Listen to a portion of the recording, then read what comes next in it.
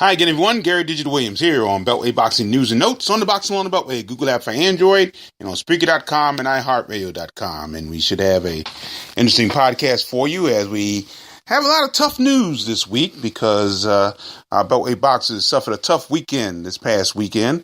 And we have that recap for you. We also have some updates on the upcoming cards here in the Beltway. One in the Beltway, one outside the Beltway.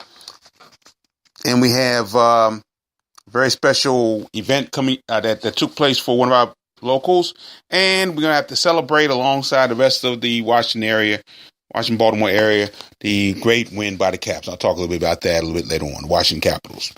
Beltway Boxing News and Notes brought to you by Real-Time Pain Relief from boxers to ballerinas for shoulder pain and muscle strain, everything in between.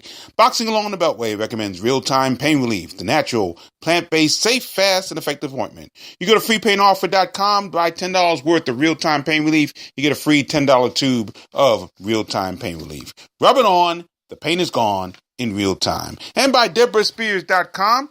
And you can buy some great jewelry there. And she'll have some other big events coming up. Hopefully next week, be able to get that out to you. Some big things that are going on in the world of DeborahSpears.com. But for now, you can buy her great jewelry, including that great boxing pendant.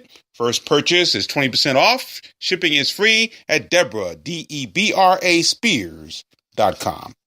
As I said, the weekend was a little tough one for the Beltway boxers as we had boxers participating in contests literally all over the world, but all of them fell to defeat. In Krasnodar, Russia, on Saturday, June 9th, former WBO super lightweight champion DeMarcus Chop Corley, he lost a 12-round unanimous decision to Ike Shakhnazarian. That's what it is. Ike Shakhnazarian of Samara, Russia, and that was at the Olymp Sports Pavilion.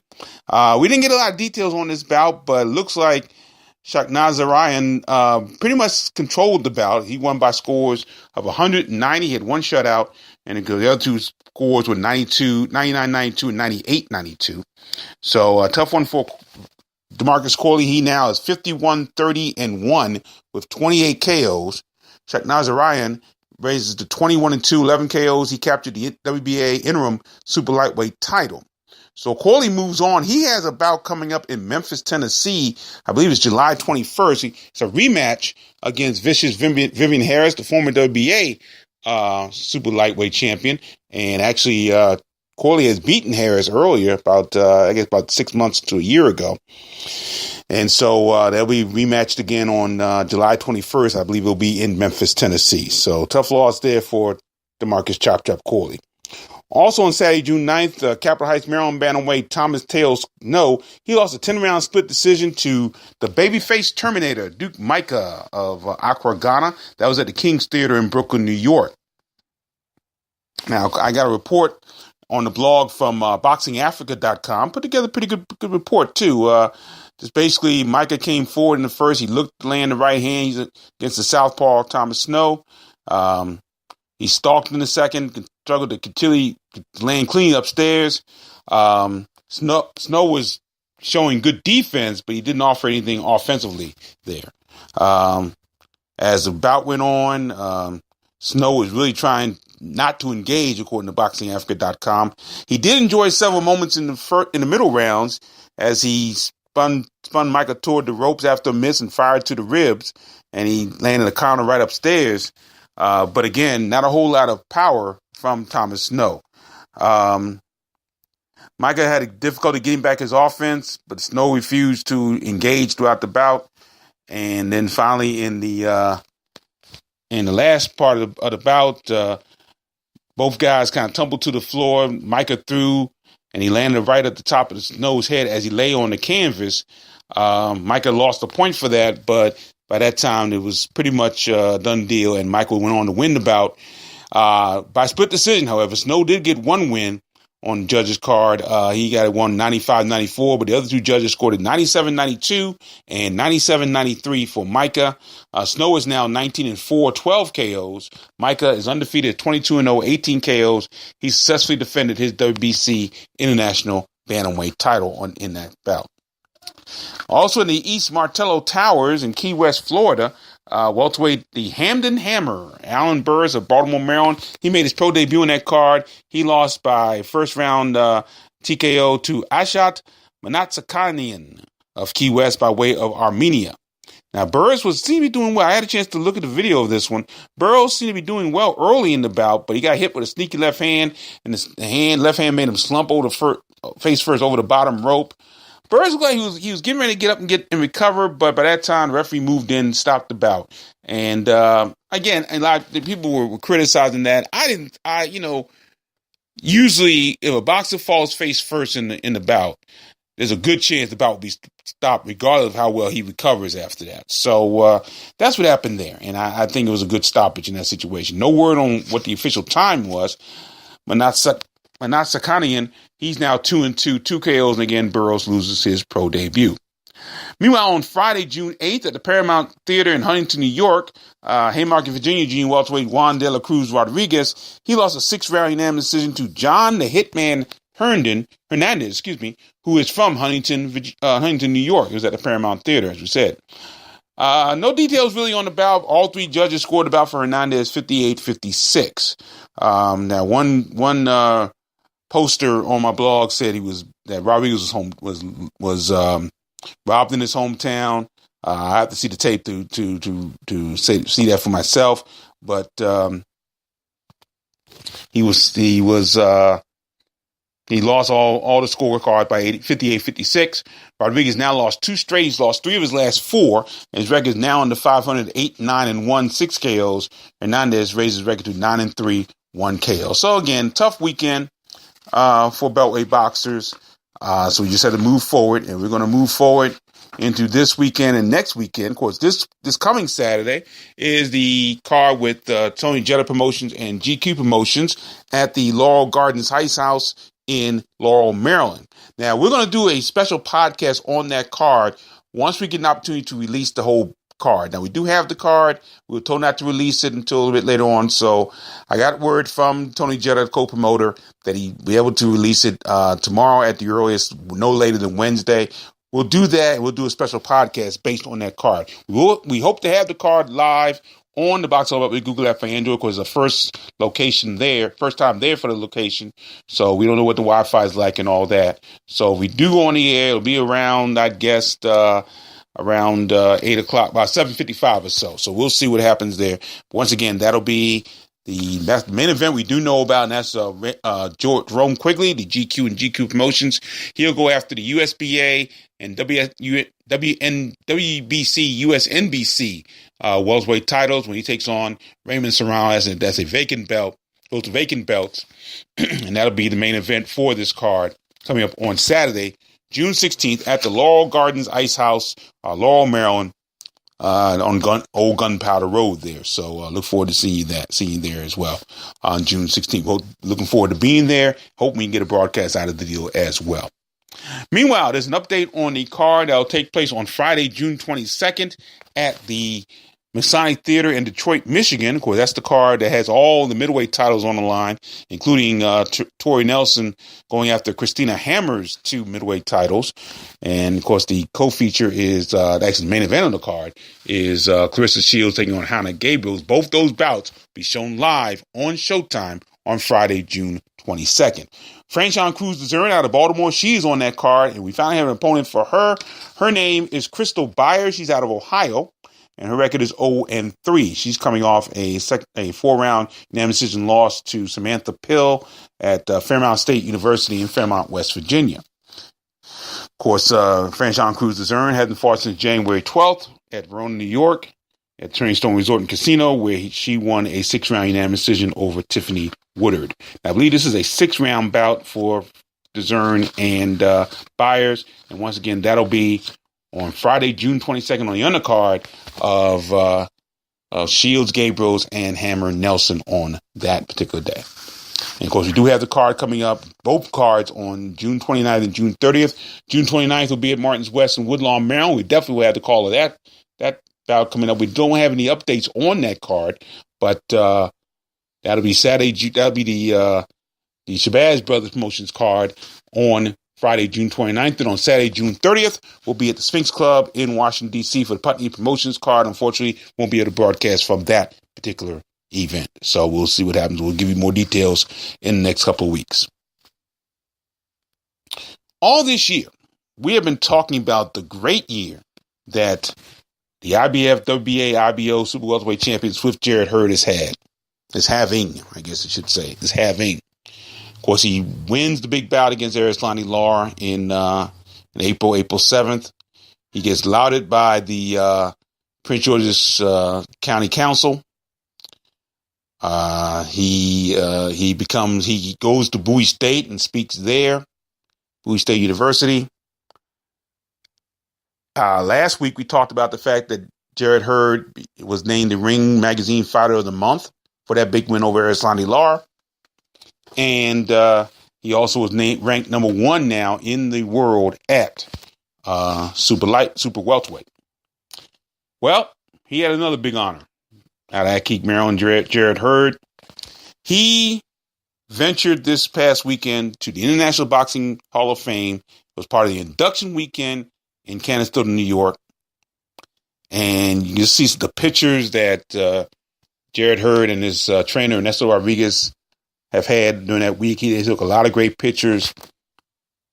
One of the big things he got involved with was Hurd got his fist cast at the Hall of Fame. This is a time-honored tradition. And he was actually the only current boxer to have his fist cast. I mean, you had a lot of people who were there, including the new Hall of Fame boxers, Vitaly Klitschko, Winky Wright, and Eric Morales, along with broadcasters Steve Albert and Jim Gray, and also future Hall of Famers Miguel Cotto, Kelly Pavlik, and Robert Guerrero were all involved. But Jarrett Hurd was the only current boxer still going, that was involved in this. He also was involved in the Champions Parade that weekend, and it looked like he just had a wonderful, wonderful time. Now, every other Beltway boxers who have had their fists cast very recently, as a matter of fact, include former world champions Hasim Rahman Sr. and William Joppy. They both did. I remember talking to both of them and how excited they were. They were among the immortals in this business. And that was an amazing situation for them. And, of course, Hall of Fame Mark Too Sharp Johnson got his fist cast in 2012. That was the year, of course, he was inducted into the International Boxing Hall of Fame. So, once again, congratulations to Jarrett Hurd. And I got to tell people something. And I don't make a lot of early predictions usually, but after watching Jermell Charlo and Austin Trout, and you can't help but compare the two bouts that Austin Trout had against Jarrett Hurd and Jermell Charlo. Jamal Charlo, yes, it is. There is no way in the world I see Charlo beating Jarrett Hurd. I just don't see it. Charlo talked about how if Hurd stands in front of him, he's going to be in trouble. Charlo, I should say, should not stand in front of Hurd because Hurd will beat him down. And I think he's going to beat him down anyway. I really don't think if they fight each other, which is possible, that's the big thing. And Hurd can go for all the belts in the just about all the belts except for the WBO title in the super welterweight division. But I just don't see it. I don't see Charlo beating Hurd at all. I could be wrong, but I just don't see it. So once again, congratulations to Swift Jarrett Hurd on that big honor, and we'll look for him to do continued success. And speaking of success, I've got, as a native Washingtonian, I have to really throw in my 2 cents about the success of the Washington Capitals. Now, this is, other than the fact that Capitals occasionally fight, not a whole lot of boxing in this, but I got to say this because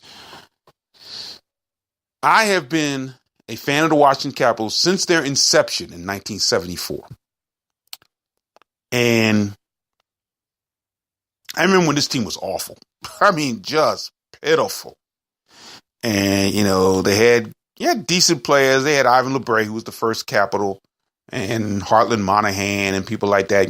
They had 2 of the first African people of color, I should say, black hockey players since the days of Willie O'Ree and Mike Marson and Bill Riley. So that was really the only thing they had going for them. And, of course, in 1982, the general manager at that time, David Poyle, who's now the general manager of the Nashville Predators, he made an outstanding trade when he traded for Rod Langway, who was our very first really big-time defenseman, the Secretary of Defense, Doug Jarvis, Brian Engblom, and Craig Laughlin from Montreal. And that got us going a little bit. That started it a little bit. But at that same time, we almost lost the team. I will forget about the Save the Caps rally that took place that year, 82, where we had to really almost have like a telethon. It was at the Capitol Center. Never forget, I was at that event, and they had to get 7,500 season tickets. No, I'm sorry. Yeah, they had to have 7,500 season tickets. That's right. They had to sell out the first 10 straight games, first 10 home games. And PG County had to deliver a tax that was less than it used to be. I don't remember what the number was. Suffice to say, it wasn't easy, but they got it done. And Abe Poland, who originally owned the Capitals and brought hockey to the Washington area, he let the team stay here. It's kind of a shame he was not around to see what took place 2 weeks ago.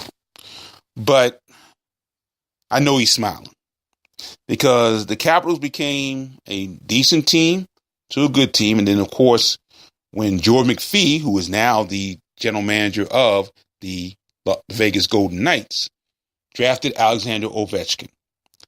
And I don't think there's any question that Ovechkin is the greatest player to ever wear a Capitals jersey.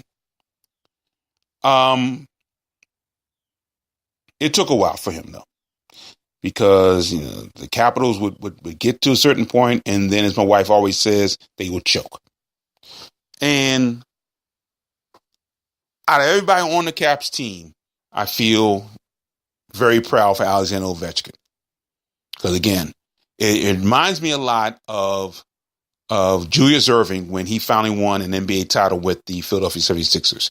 You just did not want to, no matter who's your favorite team at that time, you did not want to see Dr. J leave the NBA without a ring. And that was amazing. The fact that they won that year in 83 with Moses Malone, that great team they had. And of course, prior to that, they had the team that lost to Portland in 1977. And then they said they owe you one. And then in the Eastern Conference Finals the next year in 78, they lost to the Washington Bullets. I'll never forget Frank Herzog's immortal words. And now Philadelphia, the Sixers owe you two. So it was amazing. I'll get back to the Bullets in a second. But to see Alexander Ovechkin hoist that Stanley Cup, it was amazing. And suffice it to say, he came to play the entire playoffs. He didn't want to let the dream die. He played outstanding throughout the playoffs. He was the Conn Smythe winner, and no question about it. He won it, and there was no question about it. You could make a case for Braden Holtby, because Braden Holtby does not make that save in Game 2. Who knows how this series goes? Maybe still going on for all we know. And you can also make a great case for Evgeny Kuznetsov, who got hurt, came back, and played outstanding the rest of the way.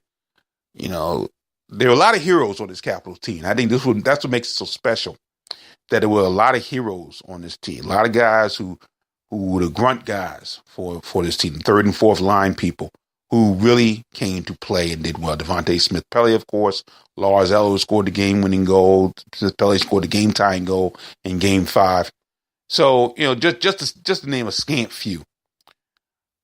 And it was tremendous. Now, again, getting back to the Bullets, of course, June 7th. I guess it wasn't a couple weeks ago. It feels like it's been a long time, but it was only 4 days ago, really. That it has been a week now. It's been a week now. So this is the 18th. It has been a week. No, I'm sorry. It's been 11. So it has been just 4 days. My apologies. It feels like a week, I tell you, but it was only 4 days ago that they won this thing. And they won it on the 40th anniversary to the day when the Bullets won their title in 1978. That was my very first title growing up. I was finishing my freshman year in high school. And the thrill that went through my body when they did that. And it was remarkable. It really was. And it's nothing like that. And I was just thinking to myself and rating the top 5 times when a team from the Beltway area won a league title. The Bullets for me is number 1. No question about that. It was my first one. You know, I had been following all the way. I was a big fan of the Bullets, big fan of Elvin Hayes, Wes Unseld. And Wes Unseld to me a lot like Ovechkin in the sense that people had been wanting Unseld to win a NBA championship before he retired. He retired a few years later, but still, it was very important because he'd been with the Bulls his entire career, much like Ovechkin's been with the Capitals his entire career. And to see them finally win it, and in Unseld's part, he actually sealed the deal because he scored. He hit 2 free throws with 12 seconds to go. And he was a great free throw shooter, but he hit 2 free throws with 12 seconds to go to seal the victory for the Bullets. And like the Capitals should say, the Bullets won it on a team effort. Yes, Elvin Hayes played well, and Unseld was the MVP. But they don't win that without play from Bobby Dandridge, of course, who was the final cog in that team that sent that team over the hump. Much like Evgeny Kuznetsov in a way for the Capitals. But guys like Mitch Kupchak, the late Charles Johnson, the late Greg Ballard, I can't believe those guys are gone, but those guys were so important to the Bullets winning. Of course, in the end of the third quarter against Seattle, in Game 7, Charles Johnson hit a half-court shot, and you could just see the momentum just shift to the Bullets. It was pretty tight up until that point, and then Charles Johnson hit that long range. There was no such thing as three-pointer back then. That long half-court shot, I should say, no three-pointer, and the shot went in, and momentum seemed to ride with the Bullets the rest of the way, all the way to the championship. And I remember going to the rally and all that. It was amazing. So that was number 1. Number 2 was when the Washington football team defeated Miami to win Super Bowl 17. That was their first championship. And I was in college by that time. I was a freshman in college. And I was watching that game at Howard University and watching it in the Punch Out. We have a place called the Punch Out on the ground floor. And I was part of what was known as the Chocolate City Club. And we saw that world championship on a split screen, and saw John Riggins, and probably still the most iconic play in the history of pro sports in Washington D.C. when John Riggins scored that 42-yard touchdown run against Miami to basically put Washington ahead for good in that Super Bowl. So that's number 2. Number 3 for me, the Baltimore Orioles winning the World Series in 1983. That was a great year. Cal Ripken was MVP. It was a tremendous team. No question about that. So that's number 3. Number 4 was the Capitals winning the Stanley Cup. And number 5 was when the Washington football team won in 1987, their second Super Bowl championship. And of course, that was the one where Doug Williams had that tremendous game, first African-American quarterback to start the Super Bowl, to win a Super Bowl. And of course, he was the MVP. He had an outstanding game. And of course, that was the quarter. That was a game known as the quarter. So it's interesting. You had the run for John Riggins. You had the save for Braden Holtby. You had the quarter for Washington in 1987. That's when he scored 5 touchdowns in the second quarter. And Doug Williams scored threw 4 touchdowns in that quarter. So those are my 5 favorites. I mean, I could have put the 91-92 championship team for Washington's football team, but they were so dominant. I mean, nobody was going to beat them that year. They were a tremendously dominant team. They went 14-2 in the regular season, dominated through the playoffs, and then went on to win the Super Bowl and dominated in the Super Bowl. So that team was just so dominant. That's one of my favorite teams, no question, but definitely, not among the top 5. And of course, the boxers in the area have been winning championships all through that time period. And that's amazing in and of itself that, the boxers in this area have been the champions for so long. And, going back to the Four Kings after 92, that was the last championship up until the Capitals won their championship on June 7th. But you think of all the boxers who won world titles during that time period. The Four Kings, Mitchell, Holmes, Joppy, Johnson, Chop Corley, Eric Aiken, and now the ones we have now, Lamar Peterson, and now the ones we have now, Jared Hurd, Gary Russell, Javante Davis. In the women's championships, you have Israel Gerger won a number during that time frame, and of course now Tori Nelson and Tyra Douglas and Jennifer Salinas. So, we've done a lot of winning. Not a lot of people have known about it, but we've done a lot of winning during that time period of the drought between 92 and 2018. As we record this, the rally for the Capitals is tomorrow. I will not be going down there. Normally I would, but I have some things to do in the afternoons. I cannot attend, but I will be watching it. No question about it, and enjoying every moment of it because they deserve it. This town deserves it. The Capitals, much like the Washington football team prior to, and much like the Bullets when they won, they brought this city together. You saw a lot of people of different races, creeds, and colors coming together to support the Capitals. And of course, people are saying, well, black people don't know about hockey. Well, you know what? Black people do know about hockey. They do. Like I said, I've been a fan all my life. And, I remember those days of Peter Puck. That's how I learned it. Peter Puck showing us what hockey was all about. And all the great players that have played for the Capitals over the years. The Mike Gartners, Ryan Walters, Dennis Maruk, one of my all-time favorite players. Of course, people like Rod Langway, as we said before, Oli Kozig, and a lot of the goaltenders, Mike Palmatier, and Wayne Stevenson, and just great goaltenders we've had. And, of course, the coaches we've had, Gary Green and the Murray brothers, Terry and Brian Murray. And, of course, Barry Trotz did an outstanding job with this team. I think of the broadcasters, It was so cool in Game 4 when the current voice of the Capitals, who does an outstanding job, John Walton, and his partner, Ken Saberin, they sat with the longest tenured Capitals broadcaster, the guy who never missed a game in his career. He did 1,962 games, I think it was, Ron Weber, and they had him sit in the booth with them for the first period of Game 4. And I think they scored like 3 goals. The Caps scored 3 goals that night, that period. And to have him there, that made sense. And even John Walton said we had to have him there. Because he's in his 80s. He still comes to a lot of Caps games. He has season tickets. And it was just so great to hear his voice one more time. To hear him talk about the team. He didn't do play-by-play, of course, but he was giving his commentary.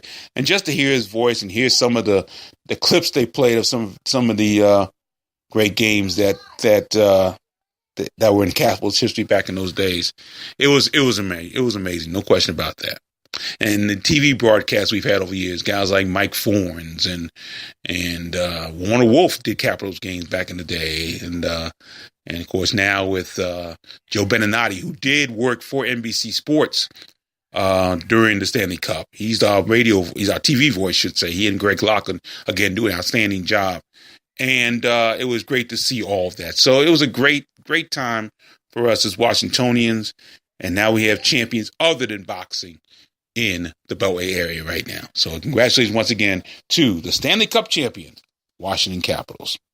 But don't forget, we'll be back in action here in the Beltway on Saturday, June 16th. We'll be at the Gardens Ice House in Laurel, Maryland for their card, Jetta Promotions, GQ Promotions card. Hope to have broadcasting that. Hopefully later on this week, we will have a full podcast based on that card. We do have the card. Just want to get the okay to make sure we can promote it and talk about it a little bit. Beltway Boxing News and Notes brought to you by Real Time Pain Relief. Once again, you go to freepainoffer.com, buy $10 worth of Real Time Pain Relief. You get a free $10 tube of Real Time Pain Relief. Rub it on. The pain is gone. in real time. And by DeborahSpears.com. Don't forget to buy that great boxing pendant and get 20% off your first purchase at Deborah, Debra Spears.com. I'm Gary Digital Williams. Thanks for joining me, everybody. And always remember to keep supporting the best boxing in the world, the boxing along the Beltway. Thanks for listening. Take care.